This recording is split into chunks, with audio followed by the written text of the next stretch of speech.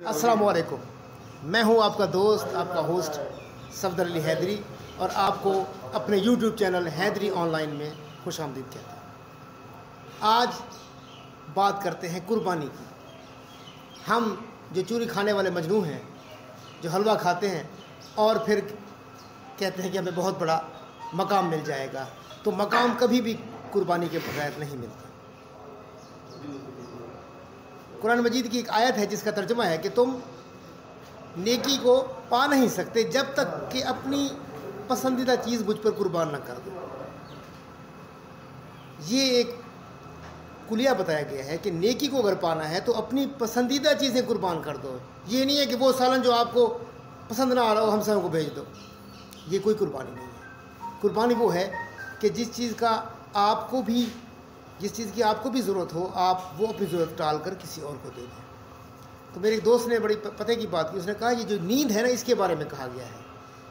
नींद हमें बहुत प्यारी है, इसलिए हम फजर की नमाज़ नहीं पढ़ सकते कि हम सो रहे होते हैं, बड़ी मज़े की नींद आ रही होती है। इकबाल ने भी कहा था कि किस कदर गरां तुम पे सुबह की बेदारी है, हमसे कब प्यार है, हाँ नींद तुम्हें प्यारी है। तो अपनी पसंदीदा चीज़ उसकी राह में कुर्बान करना, ये है नेकी। आपने सुना होगा कि हज़रत इब्राहीम अलैहिस्सलाम को बुढ़ापे में बेटा मिला था। तो बुढ़ापे में चीज़ों की कदर बहुत ज़्यादा हो जाती है। जब उन्हें बेटा मिला तो उन्हें बहुत ज़्यादा मोहब्बत हो गई। खलीलुल्लाह को अपने बेटे से मोहब्बत थी, हर बाप को होती है, लेकिन चूँकि बुढ़ापे में मिला था तो उन्हें ज़्यादा मोहब्बत हो गई। तो ख्वाब में ये दिखा दिया गया कि अपनी पसंदीदा चीज़ हम पर कुर्बान कर दो। तो आपने अपनी बेटे की मोहब्बत पर छुरी चला दी और फिर अल्लाह ने उसकी जगह दुम्बा रख दिया और उनकी कुर्बानी को कबूल कर लिया।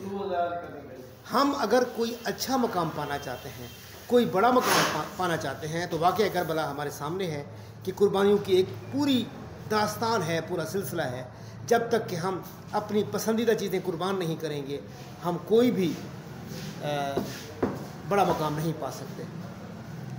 किसी ने एक कामयाब आदमी से पूछा था कि आपकी कामयाबी का राज क्या है, तो उसने कहा जब मेरे साथी ख्वाब खरगोश में सो रहे होते थे तो उस वक्त मैं अपनी आंखें जला रहा होता था, यानी जाग रहा होता था।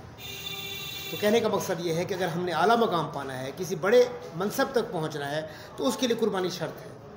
आप देखें, इंसान चाहे तो तोते को भी कलमा पढ़ाना सिखा देता है, कुरान मजीद पढ़ा देता है, बोलना सिखा देता है। शेख सादी ने कहा था कि तुम पत्थर से चुप रहना तो नहीं सिखा, तुम पत्थर को बोलना तो नहीं सिखा सकते, लेकिन उससे चुप रहना तो सीख सकते हो। तो कहने का मकसद ये है कि जब हम आला मकाम पे पहुंचने का कसद रखते हैं तो उसके लिए कुर्बानी भी ज़रूरी है। दुनिया में सबसे ज़्यादा मसाइब नबी पाक को और उनकी औलाद को देखने पड़े, तो मनसब भी तो बहुत बड़ा मिला है। अगर हम सिर्फ मनसब के ही चक्कर में हों और समझते हों कि बस हमें एक तख्त पर बैठा दिया जाए और हमारी वाह वाह हो जाए, ऐसा नहीं होता। हमें जिस कदर बड़ा मकाम पाना है, उतनी ही कुर्बानियों के लिए हमें तैयार होना होगा।